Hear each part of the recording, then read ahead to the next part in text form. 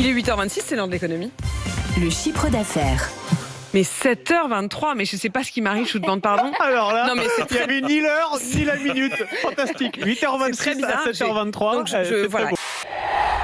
Après 6 nuits d'émeutes, le parvis de la mairie est toujours barricadé ce matin. C'est donc dans le square tout proche que tous se sont rassemblés pour chanter la Marseillaise. Des habitants réunis pour soutenir leur maire après l'attaque à la voiture bélier contre son domicile dans la nuit de samedi à dimanche.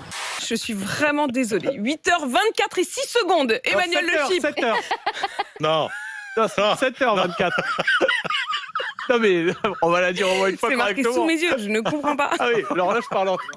La facture pourrait donc être lourde pour de nombreux automobilistes, mais pas seulement. Selon un premier bilan, 1000 bâtiments ont été brûlés ou dégradés, 250 gendarmeries ou commissariats attaqués.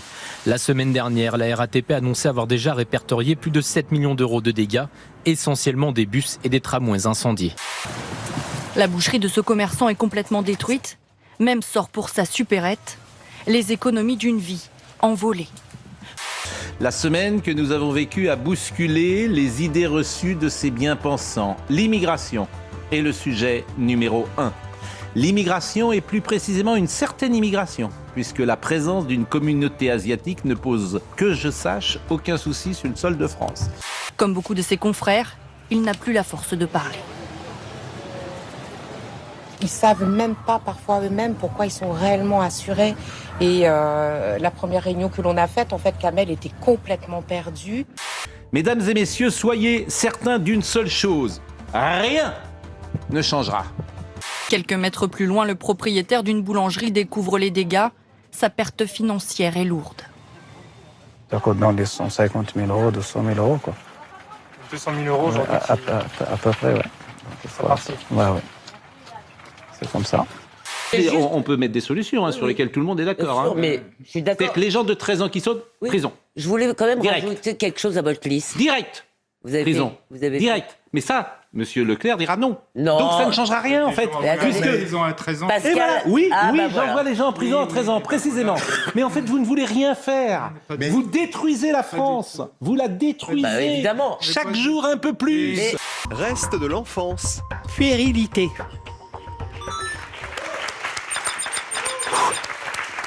C'est par les oreilles que ce père de famille tire son enfant jusqu'à sa voiture. Ou plutôt, jusqu'à son coffre. Des images devenues virales sur les réseaux sociaux et aussi une hantise pour certains parents qui appliquent eux-mêmes un couvre-feu à leurs enfants désormais.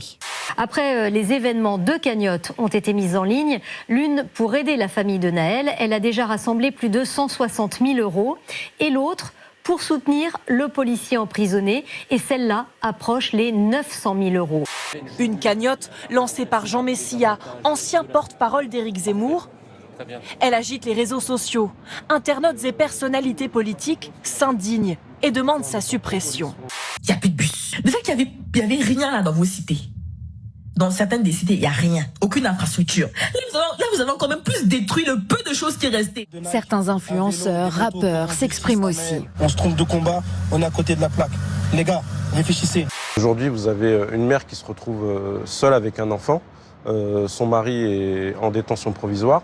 Et il va se lancer la procédure au niveau justice, qui va durer beaucoup de temps. Et puis on sait que c'est un procès très médiatisé. Et elle a besoin de ce soutien financier pour pouvoir continuer à élever son enfant, tout simplement. Donc pour vous, ça n'est qu'un calme de façade. Une fois qu'on a vidé les magasins Lacoste, on passe à quoi en fait? Il n'y a plus rien à vider, à part les médiathèques visiblement et les librairies qui ne les intéressent pas, puisqu'ils ne lisent pas. Maintenant, ils s'attaquent clairement, vous l'avez dit, à un élu local et également aux forces de l'ordre. Donc non, c'est absolument pas de retour au calme.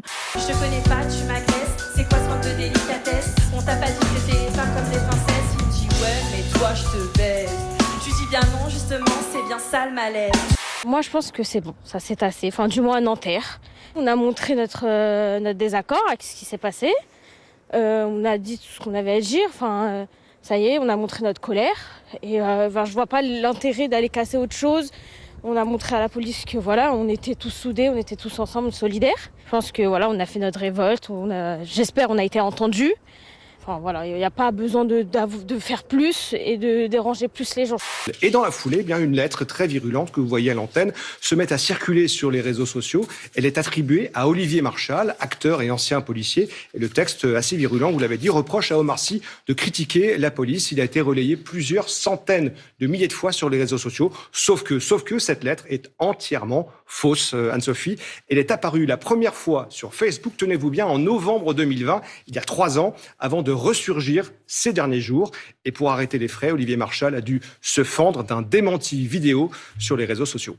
Merci de relayer pour tous les gens qui m'aiment et qui savent que je dis la vérité. Merci de relayer cette vidéo et que ceux qui utilisent mon nom aillent bien se faire mettre. D'accord ? Bon. Voilà qui est dit.